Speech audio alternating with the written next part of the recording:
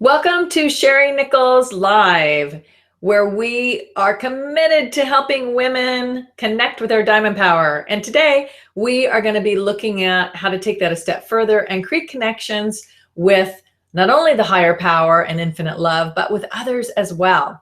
Over the last 10 years, my experience with my coaching clients and women in general that I've spoken to, when I ask them about what they really would love to have in their life, 99% of them, their number one thing that they would love to have is a deeply connected, loving relationship. And we all deserve it. The question is, most of us don't know how to create that. So today we're going to take a look at that. And I'm going to be sharing with you step-by-step plan, 9 steps on how to create connection, more deeply loving relationship connection. So first of all, though, let's take a look at what is connection. Let's define connection. Well, connection is the ability to establish an emotional connection and an attachment to other people.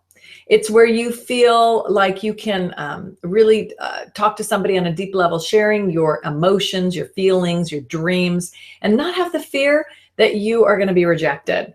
You know, connection and bonding is a basic human desire.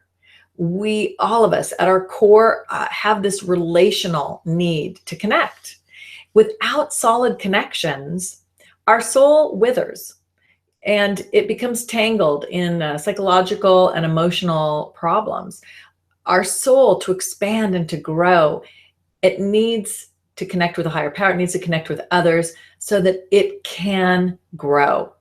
Without that, as I say, we just tend to wither. And really, without solid connections, we can oftentimes go into isolation, feeling depressed and empty and sad, sometimes going into rage, and sometimes becoming addicted to substances to fill that emptiness up. So if connection is the answer to all of these, illnesses and maladies, then one would think, okay, let's just connect. Let's do it. It's easy.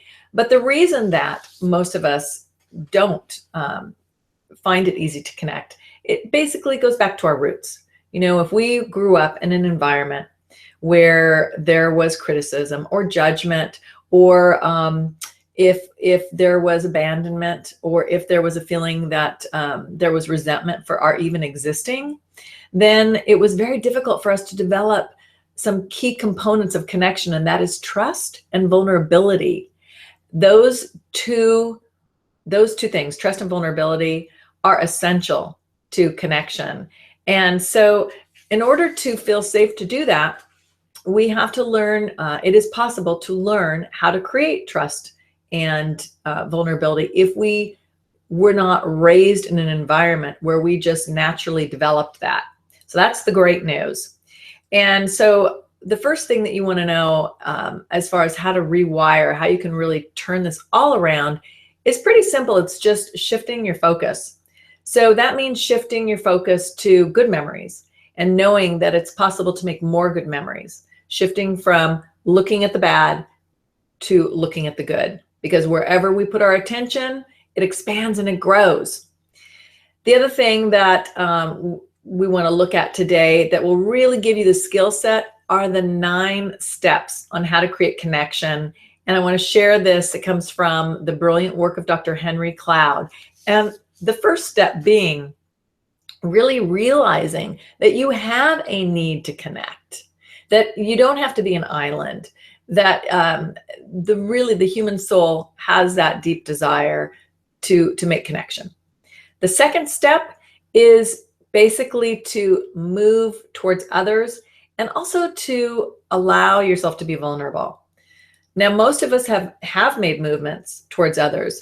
However, we haven't always allowed ourselves to be vulnerable. So that's the nuance here.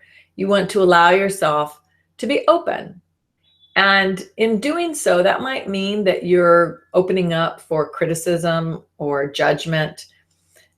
But without allowing yourself to be vulnerable, you're never going to get that deep connection that you crave.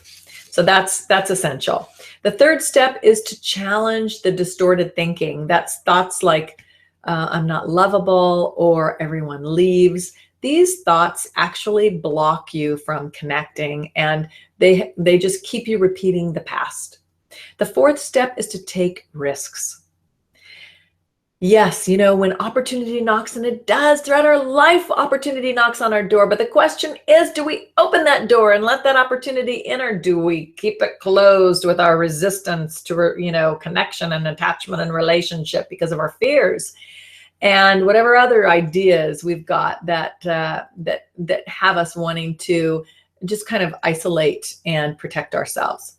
So take the risk to get hurt again. I know it's not easy, but it's essential.